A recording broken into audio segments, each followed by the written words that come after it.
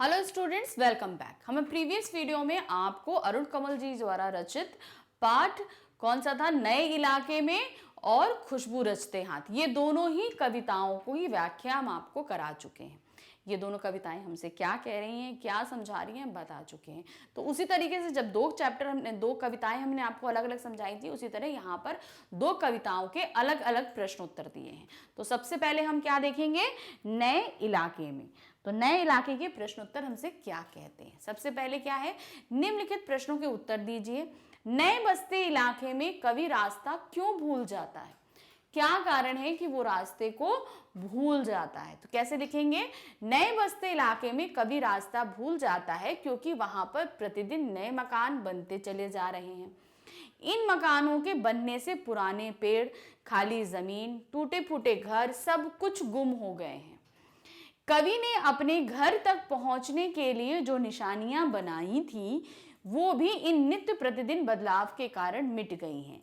इसलिए कवि रास्ता भूलते जा रहे हैं। तो कवि रास्ता क्यों भूल रहे थे, नए बस का रास्ता क्यों भूलते जा रहे थे?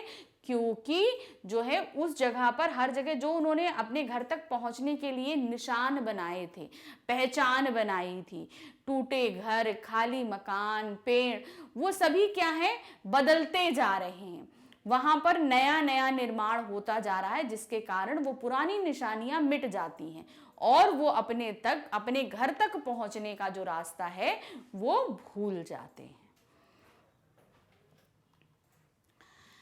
कविता में कौन कौन से पुराने निशानों का उल्लेख किया गया है? तो जो भी कविता में सारे जो निशान दिए गए हैं वो हमें यहां बताने हैं। तो क्या दिया है इस कविता में? निम्नलिखित पुराने निशानों का उल्लेख है। पीपल का पेड़, ढहा हुआ घर, जमीन का खाली टुकड़ा, बिना रंग वाले लोहे का फाटक वाला मकान। तो ये चार जो दिए हुए थे हमें ये बताने हैं यहाँ पर। कैसे? पीपल का पेड़ था एक, जो उनका निशान चिन्ह था। एक जो है आधा गिरा हुआ मकान, जमीन का खाली टुकड़ा, बिना रंग वाले लोहे का फाटक। तो जितना भी उसमें निशान चिन्ह पहचान बताई गई है उनको इसमें आप मेंशन करिएगा। नेक्स्ट, कवि एक घर पीछे या दो घर आगे क्यों चले जाते हैं? क्यों चले जाते हैं? क्योंकि वो अपना रास्ते का जो निशान चिन्ह बनाया था वो खो जाता है उनसे, उनको वो मिलता नहीं है। तो वो अंदाजा लगा के पहुंचते हैं। तो अंदाजा लगाने में कभी वो दो घर आगे चले जाते हैं तो कभी दो घर पीछे चले जाते हैं, ये होता है। कवि अपने घर तक पहुंचने के लिए कुछ निशानियों को बना रखा था। पीपल का पेड़, ढहा हुआ घर, जमीन का खाली टुकड़ा, बिना रंग वाले लोहे का फाटक का मकान आदि, जो नित्य प्रतिदिन होने वाले बदलाव के कारण मिट जा रहे हैं। तो ये सब चीजें बनाई थी, लेकिन क्या हुआ, नित्य प्रतिदिन होने के कारण जो है मिट गई। इसलिए कभी एक घर पीछे या दो घर आगे ढूंढते हुए चले जाते हैं। क्यों? क्योंकि वो अंदाजा लगा रहे हैं कि अब इसके बाद ऐसा होगा, ऐसा होगा। वो एग्जैक्ट जो निशानियां थी वो सब खत्म हो गई। तो उससे क्या हो रहा है, वो अपने उसी घर तक नहीं पहुंच पाते। कभी दो घर आगे पहुंचकर खटखटा देते हैं और कभी दो घर पहले ही खटखटा देते हैं कि हो सकता है ये घर हो या हो सकता है वो घर हो। बसंत का गया पतझड़ और बैसाख का गया भादों को लौटा से क्या अभिप्राय है? तो इन्होंने क्या बताया था कि एक मौसम में जाकर दूसरे मौसम में लौटने वाली बात कही थी। क्या? बसंत का गया पतझड़ और बैसाख का गया भादों से लौटे से अभिप्राय है ऋतु परिवर्तन, और जो एक लंबे अंतराल में होता है। भाई ऋतु परिवर्तन, कोई भी ऋतु हमारे यहाँ कम से कम 2-2.5 महीने की तो रहती है, 3 महीने की तो रहती है। तो वो ऋतु जब परिवर्तित होती है तो ऋतु परिवर्तन के लिए क्या होता है, कम से कम 2.5-3 महीने का फर्क चाहिए होता है। तो वो लंबा अंतराल के लिए उन्होंने ऋतु परिवर्तन का सहारा लिया। जिस प्रकार ऋतु और दूसरी ऋतु बदलने में काफी समय लगता है, ठीक उसी प्रकार कवि भी काफी समय बाद अपने घर लौटे हैं। ठीक है, अतः उन्हें अपने घर को ढूंढने में मुश्किल हो रही है। तो इतने समय अंतराल के बाद आने के बावजूद उन्हें अपना घर नहीं मिल रहा है। कवि ने इस कविता में समय की कमी की ओर क्यों इशारा किया है? लास्ट वाली लाइन में होता ना, समय बहुत कम है और घन घिर रहे हैं, हुआ था, तो वही दिया है। कविता में समय की कमी की ओर इशारा इसलिए किया गया क्योंकि जिस प्रकार से समय तेजी से बदलता जा रहा है, बहुत तेजी से बदल रहा है, बहुत तेजी से नए जो है निर्माण हो रहे हैं और बदलाव आ रहा है। तो वो उन्होंने बोला जिस तरीके से समय चीज़ों में बदलाव आ रहा है उस हिसाब से समय कम है, तो उसके साथ तालमेल बिठाने के लिए लोगों का व्यवहार भी उसी रफ्तार से बदल रहा है। यानी कि जब समय बदल रहा है तो लोगों का रफ्तार भी जो तालमेल बैठा रहा है व्यवहार के साथ, यानी जो हमारा जो नेचर होता है। अब मान लीजिए हमारे सामने बदलाव हो रहा है कि हमारे बगल में कोई मकान बन रहा है, तो उसमें नए लोग आएंगे, तो हमारा व्यवहार उनके साथ अलग बदलेगा, जो पहले से रह रहे हैं उनके साथ अलग रहेगा। तो व्यवहार में बदलाव आता है, समय के साथ क्या होता है, व्यवहार में भी परिवर्तन होता है। हर कोई यहाँ प्रगति की दौड़ में अंधाधुंध भाग रहा है, अतः आज सभी के पास समय का अभाव है। यानी कि क्या, हम बदलाव महसूस कर रहे हैं, हर जगह बदलाव में क्या है, हमारी प्रगति की रफ्तार बढ़ रही है, तो हमारी रफ्तार भी बढ़ रही है, और इस रफ्तार के कारण समय का अभाव होता जा रहा है। इस कविता में कवि ने शहरों की किस विडंबना की ओर संकेत किया है? तो विडंबना क्या है, कंस्ट्रक्शन, यानी कि नया नया निर्माण। तो यहाँ क्या लिखेंगे, इस कविता में कवि ने शहरों की हर क्षण बदलती प्रवृत्ति वाली विडंबना की ओर संकेत किया है, कि हर पर जो बदल रहा है उसकी तरफ इशारा किया है। शहरों में जीवन की सहजता समाप्त होती जा रही है, यानी जीवन जो है वो उतना सहज अब नहीं रह गया है, आसान, सहज मतलब अब उतना आसान नहीं रह गया है। इस परिवर्तनशील दौर में मनुष्य संवेदन शून्य होता चला जा रहा है। जितनी जल्दी बदलाव होगा, हमारे पास में समय नहीं रहेगा, बदलाव के कारण क्या होगा, हमारे पास समय नहीं रहता, तो हमारी फीलिंग्स जो हैं वो इतनी ज़्यादा संवेदनशील नहीं रहती, मतलब हम इतने ज़्यादा इमोशनल नहीं रह पाते हैं, तो हमारे अंदर उतनी संवेदना मिटती जा रही है। बनावटी चीज़ों के प्रति लोगों का लगाव बढ़ता जा रहा है। जो चीज़ें बनावटी हैं, यानी कि जो सुंदर दिख रही है, हम उनकी तरफ जल्दी भागते हैं। सब आगे निकलना चाहते हैं, आपसी प्रेम, लगाव और आत्मीयता घटती जा रही है। मतलब हम सभी जो है एक प्रगति की दौड़ में आगे भाग रहे हैं, आगे निकलते जा रहे हैं, तो आत्मीयता यानी कि हम किसी और के साथ कितने ज़्यादा जो है अपनापन महसूस करते हैं, वो चीज़ हमारे पास नहीं है। लगाव नहीं है, हम लोगों के साथ ज़्यादा अटैच नहीं हो पाते हैं, और आपसी प्रेम नहीं है। जब हम अटैच नहीं हो पाते तो क्या होता है, हम लगाव भी महसूस नहीं करते हैं। तो लोगों की और रहने के स्थान में पहचान खोती जा रही है। स्वार्थ केंद्रित लोगों के पास दूसरे के लिए समय नहीं बचा है, यानी कि अब हम क्या है, हम सिर्फ अपने बारे में सोच रहे हैं। सोचने के कारण क्या हो रहा है कि हम दूसरों के बारे में सोचने का ध्यान ही नहीं रखते। जितना समय मिला है अपने लिए कर लो, दूसरों के लिए खुद दूसरे अपने आप कर लेंगे, तो वो क्या होता है, स्वार्थ केंद्रित होते जा रहे हैं। आज की चीज कल पुरानी पड़ जाती है, कुछ भी स्थायी नहीं है। आज जो चीज बनी है वो कल बहुत ही जल्दी पुरानी पड़ जाती है। कोई भी चीज स्थायी नहीं है, मतलब बहुत समय तक टिकने वाली कोई भी चीज नहीं रहती है। यहाँ केवल स्मृतियों के सहारे जिया जा सकता है। यहाँ पर क्या है, हम अपनी पुरानी यादों के सहारे ही जी सकते हैं। तो ये पूरी कविता में आत्मीय भाव क्या केंद्रित किया है, जो कंस्ट्रक्शन की तरह जो इन्होंने नए निर्माण की तरफ इशारा किया है, वो दिया है प्रगति को इशारा, कि प्रगति के कारण क्या हो रहा है, लोगों के व्यवहार में बदलाव आ रहा है। लोग जो हैं आपसी प्रेम, लगाव, आत्मीय भाव नहीं है, संवेदन शून्य होते जा रहे हैं, उनमें जो है उतनी संवेदनाएं, उतने सेंसिटिव नहीं रह गए लोगों के लिए। तो यहाँ पर जो व्यवहार में बदलाव आ रहे हैं वो भी चीज बताई गई है इन कविताओं के थ्रू में। अब हमें व्याख्या करनी, क्या दिया है, यहाँ स्मृति का भरोसा नहीं, एक ही दिन में पुरानी पड़ जाती है दुनिया।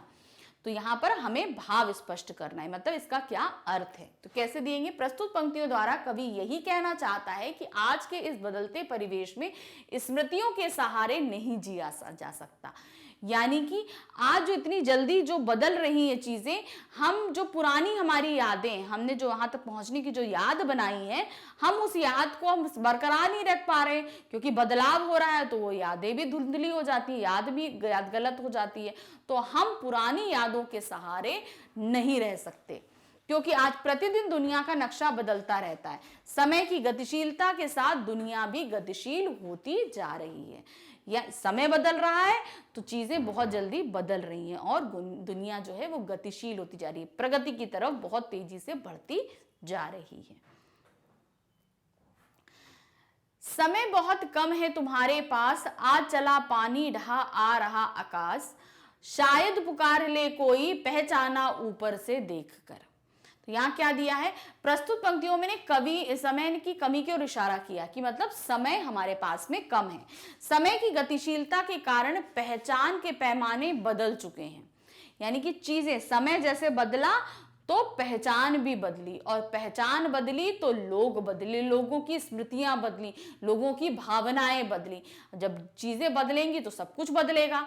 तो वही उन्होंने बोला कि यहाँ पर सब कुछ बदल चुका है, क्योंकि आज कुछ भी स्थायी नहीं है, क्योंकि परिवर्तन होता रहता। भाई परिवर्तन तो प्रकृति का नियम है, मतलब अब बदलाव होता जा रहा है और बहुत तेजी से हो रहा है। परंतु इस बदलते परिवेश में अभी भी एक आशा की किरण बची है कि कहीं से कोई पुराना परिचित मिल जाए और सहायता करे। मतलब हम उसमें भी एक आस लगाए बैठे हैं कि हो सकता है कोई हमारी पहचान का हमको मिल जाए। हमने ये अभी भी आस लगाकर रखी हुई है। अब नेक्स्ट क्या है, निम्नलिखित प्रश्नों के, अब हमारा यहाँ पर दूसरी कविता शुरू हो रही है, खुशबू रचते हाथ।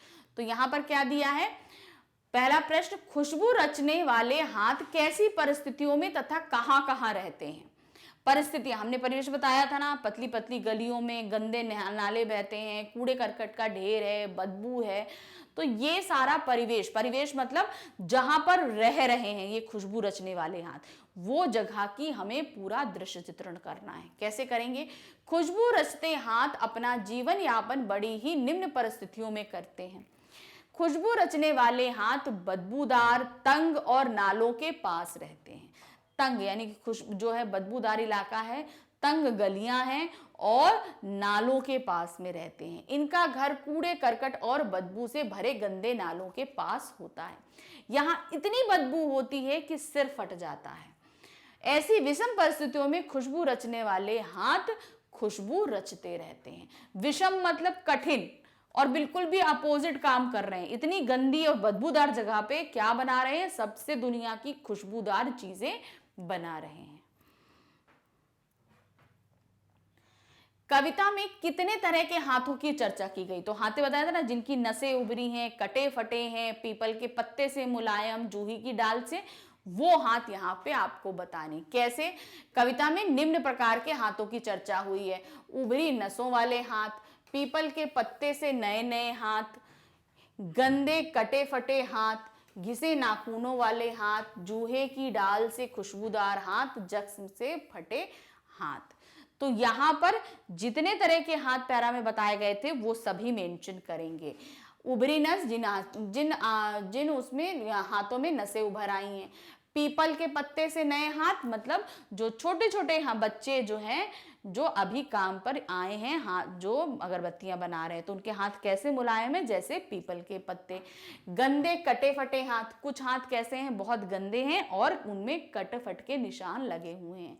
घिसे नाखूनों वाले, काम करते करते उनके हाथ कैसे, नाखून कैसे हैं, घिस गए हैं। कुछ हाथ कैसे हैं, जिनके नाखून घिस चुके हैं। जूही की डाल से खुशबूदार हाथ, अर्थात वो लड़कियां जिनकी हाथ जूही की डाली जैसी पतली, कोमल और खुशबूदार हैं, वो लड़कियों के भी हाथ इनमें शामिल हैं। और जख्म से फटे हाथ, और कुछ हाथ ऐसे हैं जिनमें जख्म हो गया है, फटे हैं, लेकिन तब भी वो कार्य कर रहे हैं।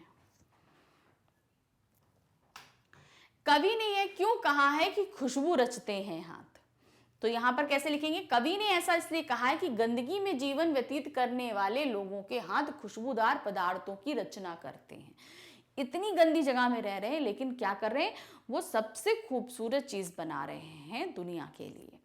क्योंकि ये लोग स्वयं बदहाली और विषम परिस्थितियों में अपना जीवन बिताते हैं, परंतु दूसरों का जीवन खुशहाल बनाते हैं। यहाँ पर कवि श्रमिकों की प्रशंसा नहीं करना चाहता, बल्कि वह यह कहना चाहता है कि हमें उनकी दशा सुधारने की बात सोचनी चाहिए, कि उनकी दशा कैसी है, हमको उसमें और सुधार लाना चाहिए। हमें भी अपना नैतिक कर्तव्य समझकर ऐसे मजदूर वर्ग के लिए कार्य करना चाहिए। क्यों, क्योंकि वो हमारे लिए तो इतनी खुशबू रच रहे हैं और खुद उनके आसपास इतनी गंदगी और बदबू है। तो हमारा ये नैतिक कर्तव्य बनता है कि हम उनके लिए कुछ करें। नेक्स्ट क्वेश्चन क्या है, जहां अगरबत्तियां बनती हैं वहां का माहौल कैसा है। माहौल मतलब वहां आसपास कैसा परिदृश्य बताना है हमको। जहां अगरबत्तियां बनती हैं वहां का माहौल बड़ा ही गंदगी से भरा और प्रदूषित होता है। इनका घर कूड़े करकट, बदबूदार, तंग और बदबू से भरे गंदे नालों के पास है। यहाँ इतनी बदबू होती है कि सिर फटने तक की नौबत आ जाती है। ऐसी विषम परिस्थितियों में रहने के बावजूद भी वहाँ के हाथ हमारे लिए विश्व की सबसे खुशबूदार चीजें बनाते रहते हैं। ने इस कविता को लिखने का मुख्य उद्देश्य क्या है, मतलब जो ये कविता लिखी जा रही है इसका मुख्य उद्देश्य हमारे लिए क्या, क्यों लिखी गई ये कविता। एक तो ऐसे लोगों का परिदृश्य बताने के लिए और दूसरा हम उनमें कुछ सुधार ला सकें, इसको प्रेरित करने के लिए। कैसे?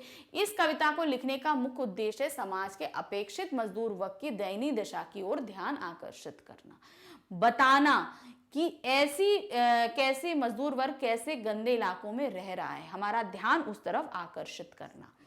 कवि का उद्देश्य यह है कि जो समाज हमारे लिए सुंदर सुंदर वस्तुओं का निर्माण करती है वो स्वयं इस प्रकार की उपेक्षित जीवन जीने के लिए मजबूर है। क्यों है? इस कविता के द्वारा कवि श्रमिकों की इस दयनीय दशा को सुधारना चाहता है। वह चाहता है कि इसके रहने की दशा को स्वास्थ्यप्रद बनाया जा सके, इनके गली मोहल्लों की उचित साफ सफाई और प्रबंध किया जाए, साथ ही इन्हें इनके काम के इलाके में इतनी मजदूरी तो मिलनी चाहिए जिससे वह ठीक प्रकार से रह सके। तो यहाँ क्या चीज बताना चाहते हैं कि एक तो हमारा ध्यान इस तरफ आकर्षित किया कि वो कितनी गंदी जगह पर रह रहे हैं, साथ में हमें इस चीज की प्रेरणा भी दे रहे हैं कि उनके वर्ग में हम सुधार लाएं, मजदूर वर्ग में हमें सुधार लाने की सख्त जरूरत है। क्यों? क्योंकि उनकी स्थितियां बहुत ही निम्न स्तरीय हैं और वो हमारे लिए चीजें बना रहे हैं। तो हमें उनके जो आसपास का एरिया है वो स्वास्थ्यप्रद करें, यानी कि साफ सफाई हमको करनी चाहिए। दूसरा, इतनी कोशिश करनी चाहिए कि उनकी बनाई हुई चीजों के लिए उनको अच्छे से मोल मिल सके और वो अपनी परिस्थितियों को सुधार सकें। अब हमें व्याख्याएं करनी है। क्या दिया है? पीपल के पत्ते से नए नए हाथ, जूही की डाल से खुशबूदार हाथ। तो वहां पर हमने बताया था पीपल के पत्ते से किसे, जो छोटे छोटे बच्चे अभी काम पर आए हैं उनके पत्ते, उनके हाथ कैसे मुलायम है, जैसे पीपल के पत्ते होते हैं। और लड़कियां जो अभी छोटी हैं वो भी काम पर आने लगी हैं, तो उनकी हाथ कैसे हैं, पतली, जूही की डाली जैसे पतले पतले सुंदर खुशबूदार हाथ भी हैं जो अगरबत्तियां बना रहे हैं हमारे लिए। निम्न पंक्तियों में के जरिए कवि ने हमारा ध्यान उन बच्चों और महिलाओं की ओर आकर्षित करना चाहा है जिनके हाथ पीपल के नए पत्तों और जूही की डाल के समान सुंदर और खुशबूदार है, परंतु गरीबी के कारण अत्यंत श्रम करने के लिए मजबूर है। यानी कि वो इतने अच्छे, इतने प्यारे प्यारे कोमल हाथ हैं और सुंदर हाथ हैं, लेकिन तब भी वो उनकी परिस्थितियां इतनी खराब हैं कि वो जो है मजदूरी करने के लिए विवश हैं। दुनिया की सारी गंदगी के बीच दुनिया की सारी खुशबू रचते रहते हैं हाथ। तो इसका क्या मतलब है? इतनी सारी गंदगी है आसपास लेकिन वो दुनिया की सबसे खुशबूदार चीजें यानी कि अगरबत्ती बना रहे हैं। किसके लिए? हमारे लिए बना रहे हैं। तो खुशबू रचने वाले हाथ अर्थात अगरबत्ती बनाने वाले लोग स्वयं कितने गंदे और बदबूदार वातावरण में रहते हैं, इसकी कल्पना करनी भी कठिन है कि हम इसके अगर सोचना चाहें तो भी हमारे लिए बहुत मुश्किल होगा। पर इस गंदगी में रहकर भी इनके हाथ के कमाल का जादू ये है कि ये खुशबूदार अगरबत्तियों को बनाते हैं, स्वयं बदहाल है लेकिन दूसरों के जीवन को महकाते हैं। तो नेक्स्ट क्वेश्चन क्या पूछ रहा है? व्याख्या करनी है। किस चीज की व्याख्या करनी है? कवि ने इस कविता में बहुवचन का प्रयोग अधिक किया है, इसका क्या कारण है? इन कविता में बहुवचन यानी जो शब्दों का बहुवचन का प्रयोग किया गया, कारण क्या है? उस जैसे एक हाथ नहीं, बहुत सारे लोग हैं तो इसलिए सब जगह बहुवचन का इस्तेमाल किया। सबसे पहले हम उन शब्दों को लिखेंगे जहां जहां उन्होंने बहुवचन का इस्तेमाल किया है। जैसे कवि ने इस कविता में गलियों, नालों, नाखूनों, गंदे हाथ, अगरबत्तियां, मोहल्लों, गंदे लोग जैसे बहुत सारे बहुवचन शब्दों का प्रयोग किया गया है, क्योंकि ऐसे लोग, स्थान, वस्तुएं एक नहीं अनेकों हैं। अनेकों होती है। ऐसे गरीब और उपेक्षित लोग अनेक स्थानों पर काम करते दिखाई देते हैं। तो यहाँ पर बहुवचन का इस्तेमाल कर, ये जरूरी नहीं कि एक बस्ती का इन्होंने वर्णन किया है कि एक बस्ती इस तरीके की है और सिर्फ वहीं अगरबत्ती बनाई जा रही है। ऐसी बहुत सी बस्तियां हैं जहां पर अगरबत्तियां नहीं भी बन रही हैं, लेकिन वो जगहें क्या हैं, वो बहुत बहुत सारी हैं। इसीलिए सब जगह बहुवचनों का इस्तेमाल किया है।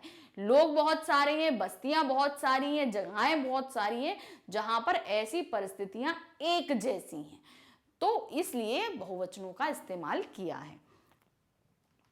नेक्स्ट, कवि ने हाथों के लिए कौन कौन से विशेषणों का प्रयोग किया है? कितने कितने विशेषण, किस किस तरीके के हाथ बताए थे ना, तो वही विशेषण बताए। हाथ विशेषण का मतलब क्या हो गया? उभरी नसों वाले हाथ। अब हाथ कैसे हैं? हाथ तो हमारी संज्ञा, हाथ कैसे हैं? उभरी नसों वाले, तो इसलिए ये विशेषण हो जाएंगे।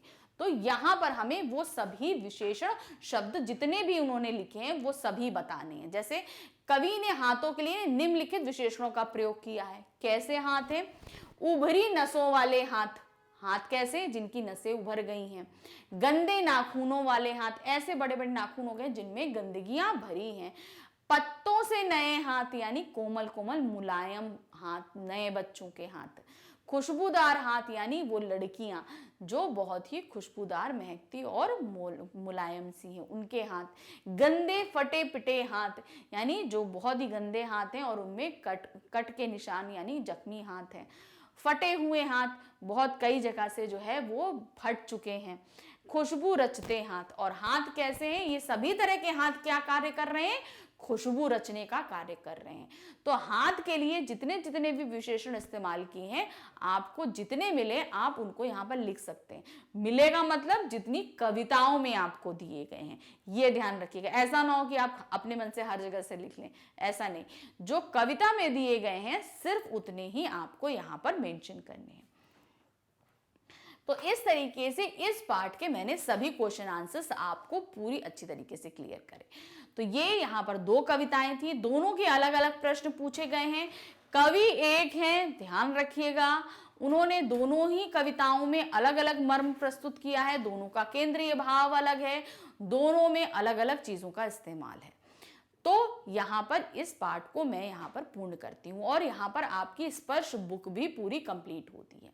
अब हम अपना व्याकरण सीरीज शुरू करेंगे जो आपके सिलेबस से रिलेटेड है। तो बस थोड़ा सा इंतजार कीजिए, मैं व्याकरण का नया टॉपिक लेकर आपके सामने उपस्थित होती हूँ।